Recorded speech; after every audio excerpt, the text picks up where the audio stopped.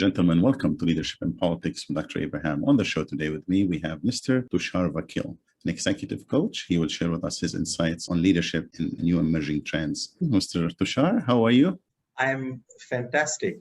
Thank you for having me. It's a pleasure and privilege. You are spreading the you are the goodwill ambassador, and you are spreading the gospel of leadership for greater good. And I'm a fan of that. And obviously, we had an opportunity to work together on Dr. Oleg's coaching, and it was a fantastic interaction. So I'm so happy to be here today. So welcome to Leadership and Politics with Dr. Abraham. To introduce you to my audience, I'm not going to go to the traditional way of tell me about yourself. You are who you are and you do what you do. People can Google the name and find more about you. Let's delve into what we really need to do. Let's give them the insights. Let's talk about the greater good you're doing. Your mission is on a greater good of leadership. Tell me about that. What are you doing there? For many years, leadership was about serving the stakeholders and profit and, making more and more money.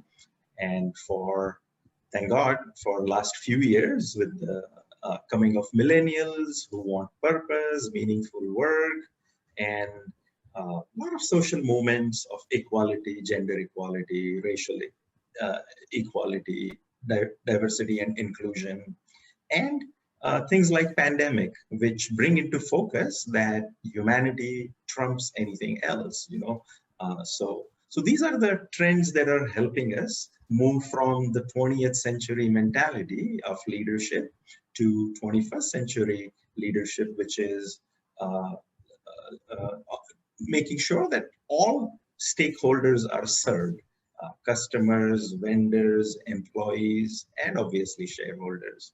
So I'm a big believer in that. And we try to spread that little bit, one leader at a time. You can think about an employee who has a good leader. When he or she goes home, it kind of rubs off on the families, it rubs off on colleagues, it rubs off on everyone else.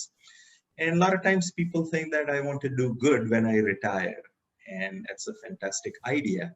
But I think for most people, the most amount of good you can do is while you are at work, to your employees, to colleagues, to vendors, to customers. And most people don't get a greater opportunity than that. And we sometimes get so focused on, having this tunnel vision on results and achievements and accolades and more profits that we forget that what leadership is all about.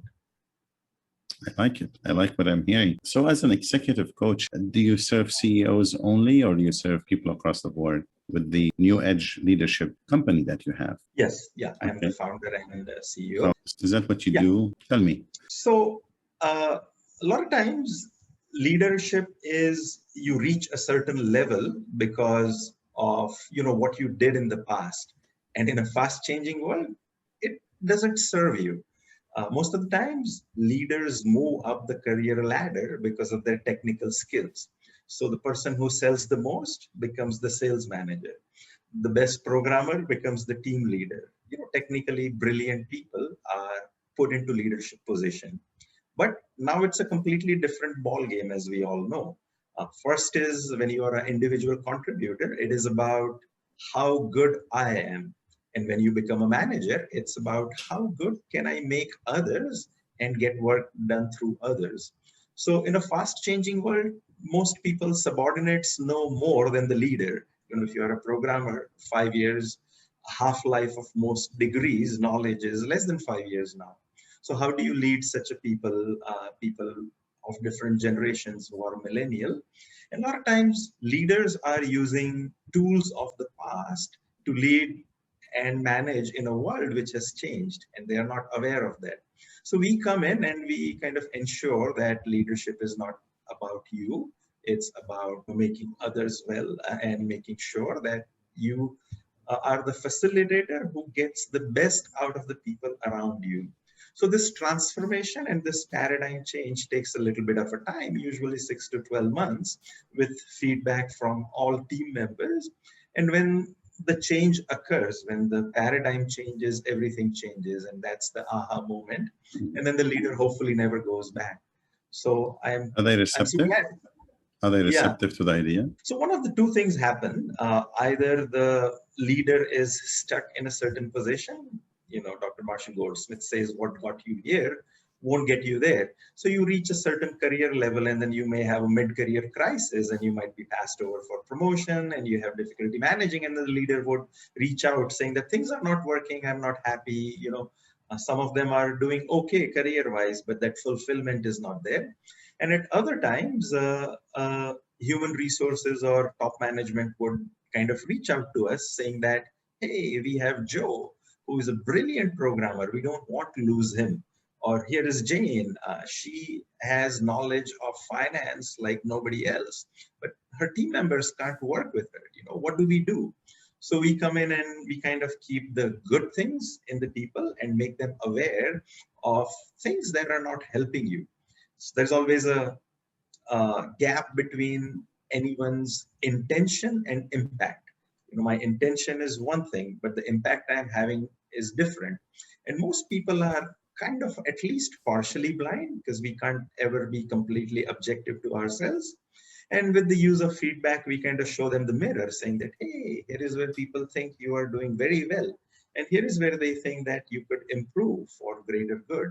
Let And me most of the time, let me ask you something. Because as you start talking now, I want to talk more about the style, at least in this specific scenario. So Jane has issues, but she is brilliant. So they call on you, and then you come.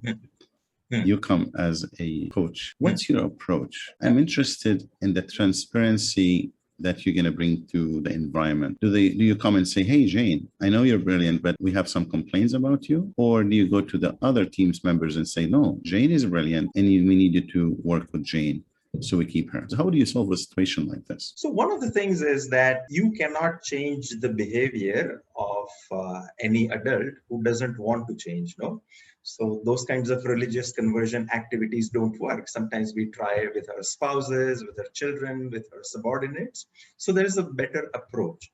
So our job is kind of asking the leader that, who are your team members with whom you work on a regular basis, and who can say that how you are doing. And she chooses the teammates, so we involve her. Then we take a feedback on usually 15 or so competencies of global leaders, which is usually a tried and tested instrument. So you don't want to ask, well, we do ask open-ended questions, but you are rating or ranking them across the leaders across the world, the leaders who have taken this assessment. So I might be the best student in the class, and then I go to the college, let's say Harvard, or any good one, and then I am one of the best, so I'm just like everyone else.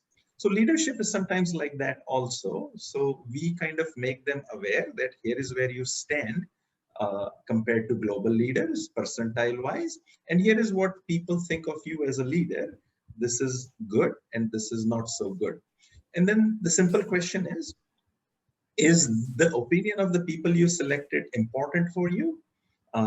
Would it help your career? If they thought, would it help you get more work done from them? Be an inspiring leader? Yes or no? If the answer is yes, then we move forward. Otherwise, like we say, I am what I am, and if I'm happy with it, then we shake hands and we move on. So the initiative to change has to come from the leader. Yes, but our job is to kind of make them aware of, it's like a customer feedback loop. If I, instead of Red Bull, if I concocted another energy drink called Blue Bull, now how do I know if this would succeed in the market? So I would take a sample consumer size and then ask them to taste it. And they would give me feedback. Somebody would say that, "Hey, this is too sour, or too much sugar, or not enough flavor, or whatever it is." And then I go back and make those changes and come back again to the customers and saying that, "Hey, try it now. What do you think of it?" And I ask the leader the question that, how long do I keep doing this? And normally the answer is until the customer says, "Yeah, now it tastes fantastic." So then we tell them that, why would it be different for your leadership? No? You are leading the people. So results is one thing, but keeping people, leader has only two jobs. getting results and keeping people. And keeping people is a big issue these days, as you already know. Uh, People are leaving jobs if you don't allow them to work from home. So how do you keep people in that environment? So they see the light at the end of the tunnel and they see, maybe I need to change. So that's where we become the catalyst to show them the greater. Nice. You mentioned Marshall Goldsmith. I take it he has an impact on you, huh? Influence of sort?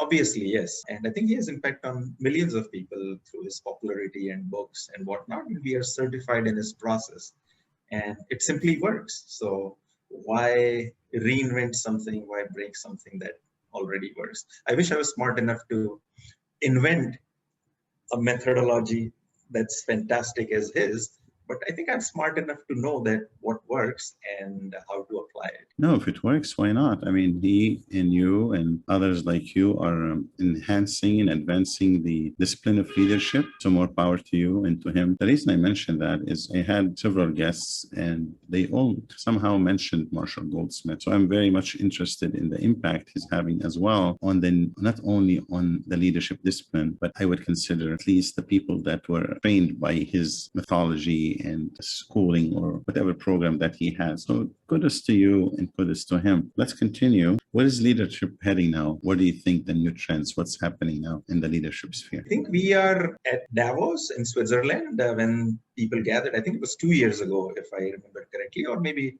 3. A lot of leaders say that leadership is not serving only the shareholders anymore. So it's serving all stakeholders. And I think that is hopefully a new dawn.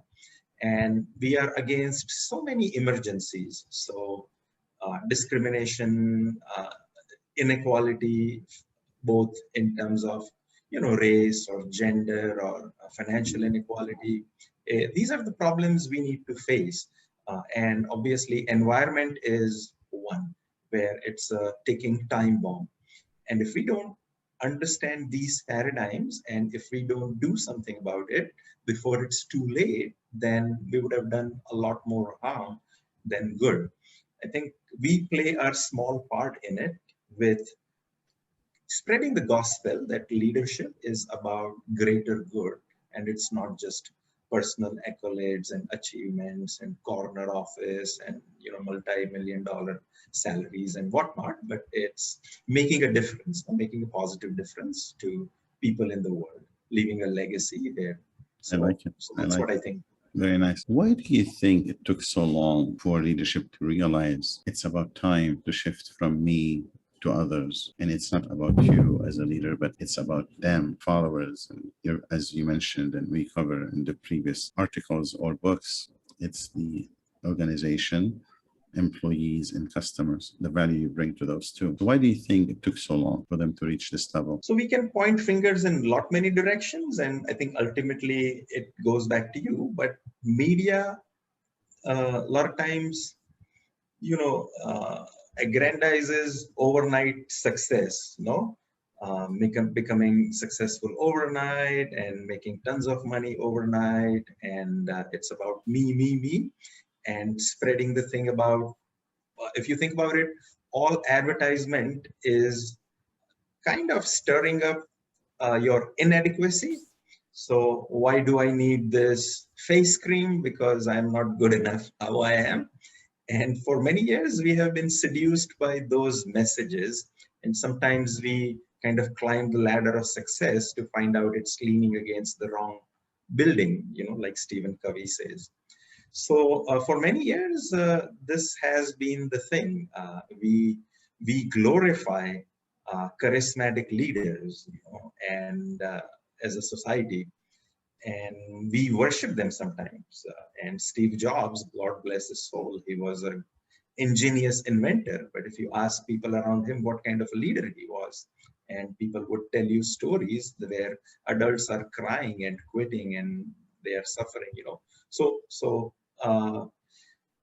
these kind of wrong messages, and the pendulum always swings. If you see social kind of trends, we go one way, conservative, and then we go liberal. So my guess is that eventually we have gone so much on one side that the pendulum has swung. And as we already mentioned, the social and economic and environmental trends are also helping. And then the pandemic kind of accelerated this whole movement. So that's my 2 cents worth on it. And also you and people like you are helping. It takes two to tango, and it takes a village to make the changes. So when we have you, and we have others like you, definitely things will happen. How can people find you? Where can they find you? So obviously they can Google me, Tushar Vakil. Usually my website and my LinkedIn profile, etc., would come in. And the website is newageleadership.com. And I also have a YouTube channel with the same name. And there's tons of content on it. You don't have to be a client. You don't even have to, be in a leadership position. It's just that if a small message resonates with you and it helps you become a better human being, a little better leader, then I think it's something that would make me joyous and happy. So that's where you can find me. I'm glad you're bringing joy and happiness to the listeners and to the people that you work with. So I do thank you. And I wanted to shine a light on this magic that you produce every now and then. There are good insights. So I hope more people will follow you and listen to you and gain the insights that you have. So I thank you for coming. Thank you so much. I've been a fan of yours for a long time. You are kind of straight from the gut, say it as it is. And the guests on your show have been who's who of influencers, and it's my pleasure and privilege to be on this show and have this conversation today. Thank you so much for coming. You're welcome.